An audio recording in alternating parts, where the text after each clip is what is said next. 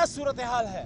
لوگ اپنے گھر والیوں کی بالیاں اور ان کے کنگن بیچ کے اور قیمتی چیزیں بیچ کے اپنے بجلی اور گیس کے بل دے رہے ہیں. اس حالت میں M N As M P S کی تنخواہیں بڑھانا کیا مناسب قدم تھا؟ کیا یہ مناسب تھا؟ میں مانتا ہوں کہ خرچے زیادہ ہیں، لیکن ہم اپنے کندھوں پہ بوجھ اٹھائیں گے تو قوم اٹھے گی نا. یہ تو نہیں ہو سکتا کہ میں اپنے تنخواہیں بڑھاؤں، میں اپنے پرکس پریویلیجز بڑھاؤں، اپنے آپ کو مراعات یافتہ مزید کروں اور عوام کو ایسے ہی چھوڑ دوں. تحریک انصاف نے شکر الحمدللہ M N As M P S کی تنخواہیں بڑھانے کی مخالفت کی تھی، اور اس بھائی نے آپ کی مخالفت کی تھی قومی اسمبلی کے فلور پہ. آپ نے تو بچوں کے وہ ڈبے کے دودھ تک کو نہیں چھوڑا. آپ نے تو گھر کی عام خریداری کی عام چیزوں کو آپ نے جو ہے وہ نہیں چھوڑا. آپ نے تو عام آدمی جو موٹر بائک پہ ہے، یہ جو ہمارے کیمرے کے پیچھے بھائی کھڑے ہیں، وہ جو وہاں پیچھے کباڑ کے کام میں بھائی اب ہمارے بزی لگ رہے ہیں، یہ آدمی کے پاس ایک موبائل ہوتا ہے. موبائل پہ آپ نے وہ ٹیکسز آپ اس پہ بڑھا رہے ہیں. عام آدمی کی سیلری پہ آپ اس پہ ٹیکسز بڑھا رہے ہیں. آپ اپنے نیٹ کو بڑھائیں نا، آپ اپنے ٹیکس نیٹ کو بڑھائیں.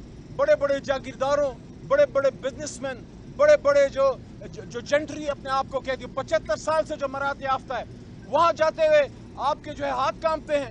کوئی پتلی گردن والا، کوئی نرم گردن والا ملتا ہے اور دباتے ہیں.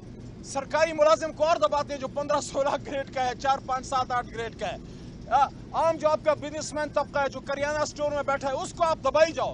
لیکن جس کی موٹی گردن ہے اور خاص کر جس میں سریا فٹ ہو، اس سے آپ 440 وولٹ بجلی سے اتنا نہیں ڈرتے جتنا آپ اشرافیہ سے ڈرتے ہو. پھر آپ کہتے ہو ہم نے عوامی بجٹ بنایا. خود آپ کے وزیر اعظم فارم 47 والے قومی اسمبلی میں کہتے ہیں کہ یہ تو آئی ایم ایف کا بجٹ ہے.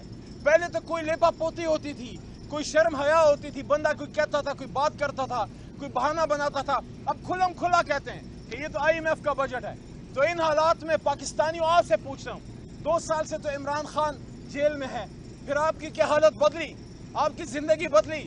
وہ آدمی تو کرونا میں نکلا ہوا تھا. جب دنیا میں کرونا میں بزنس بند تھا، ہمارا 3 کی GDP سے ملک چل رہا تھا. وہ اس کو مزدور کی فکر تھی، اس کو غریب کی فکر تھی. غریب کے ساتھ بیٹھ کے وہ اس کے ساتھ زمین پہ بیٹھ کے کھانا کھاتا تھا.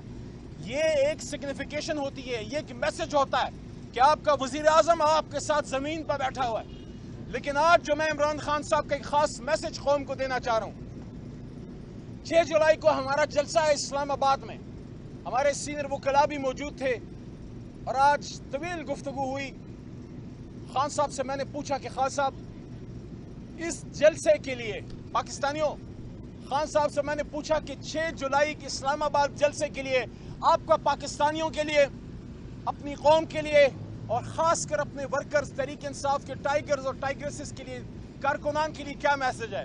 خان صاحب نے ایک لمحہ سوچا اور پھر انہوں نے کہا، علی آپ ان کو کہیے آزادی،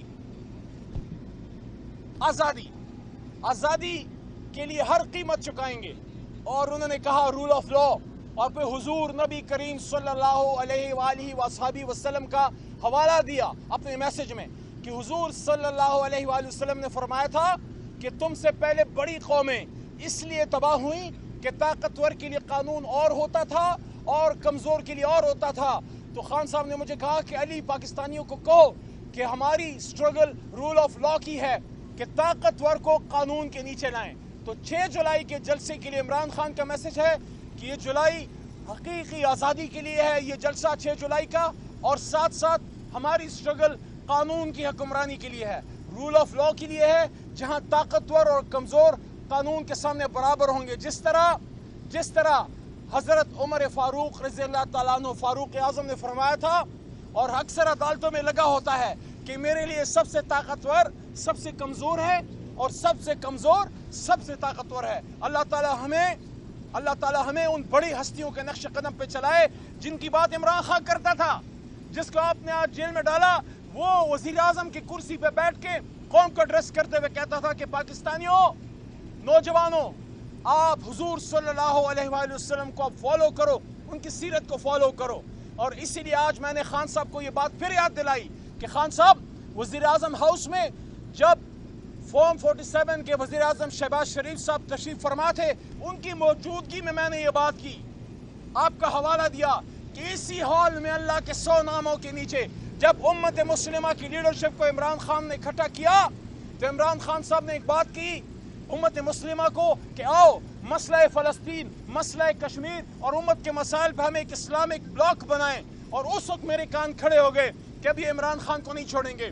ये बात मैंने कौमी असम्बली में भी की और आज इमरान खान साहब को याद दिलाई तो उन्हें थोड़ा सा तबस्सुम किया, मुस्कुराए, उनको बात याद आई। इंशाअल्लाह जल्द खान साहब हमारे बीच होंगे।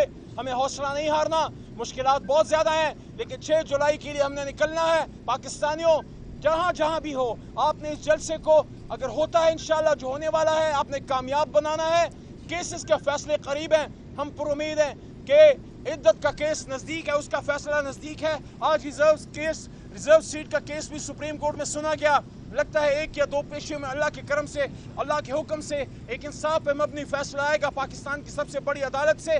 कादिर ट्रस्ट केस भी नज़दीक है और अल्हम्दुलिल्लाह सद अल्हम्दुलिल्लाह इमरान खान साहब ने कोई करप्शन नहीं की, उनने कोई जुल्म नहीं किया, कोई प्रॉपर्टियां नहीं बनाई, कोई पाकिस्तान से बाहर असासे नहीं बनाए।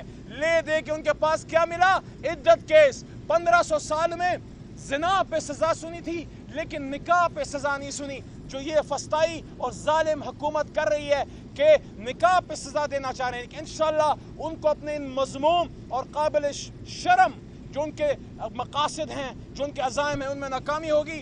खान साहब का पैगाम याद रखना पाकिस्तानियों आज का, कि इमरान खान का पैगाम है आज़ादी का और रूल ऑफ लॉ का, कि ताकतवर को कानून के सामने हमने बराबर करना है कमज़ोर के, कि आम पाकिस्तानी और ताकतवर तरीन शख्स अदालत और कानून के सामने एक हों। बहुत शुक्रिया। अच्छा अली मोहम्मद खान साहब ये बताइएगा, एक तो कांग्रेस ने जो करारदाद पेश की है उसके ऊपर भी आपके ऊपर ये इल्ज़ामात लगे कि आपने लॉबिंग की, और दूसरा ये बताइएगा कि पार्टी के अंदर जो अंदरूनी इख्तलाफात हैं जिसका इमरान खान खुद भी अक्सर तस्करा करते हैं, और 6 जुलाई को आप जलसा करने जा रहे हैं, तो बताएं कि उस जलसे से पहले आप ये अंदरूनी इख्तलाफात जो वो ख़त्म करेंगे। 2 ग्रुप्स जो है जिनका नाम लिया इमरान खान ने कि वो 4 जुलाई को उनको अडेला जेल इमरान खान ने तलब भी किया हुआ है, ये कौन कौन से ग्रुप्स हैं और इनके मफादात के हैं? भाईजान आप तो खुद अंदर थे और आपकी मौजूदगी में खान साहब ने इनका जवाब खुद दिया। उनका जवाब भी आपको सुना देता हूँ कि खान साहब ने पहले तो ये कहा कि जो उनका कांग्रेस है उसको आप मैनिपुलेट नहीं कर सकते।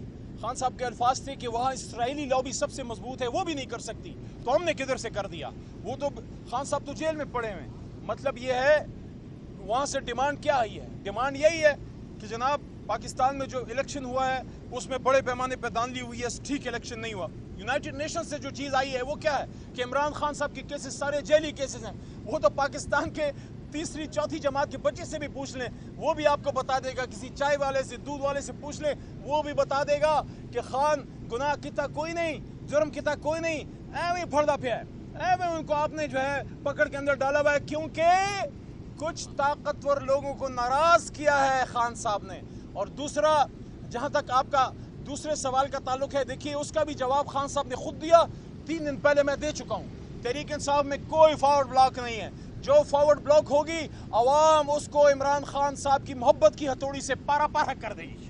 कोई फॉरवर्ड ब्लॉक नहीं है। आज खान साहब ने बात की, उन्होंने कहा कि देखो कोई ग्रुप नहीं है, नुक्ता नज़र का एक फ़र्क हो सकता है, डिफरेंस ऑफ ओपिनियन हो सकता है, बाकी तहरीक इंसाफ में जो कोई फॉरवर्ड ब्लॉक बनाएगा वो अपनी सियासत का जनाजा खुद ही पड़ेगा।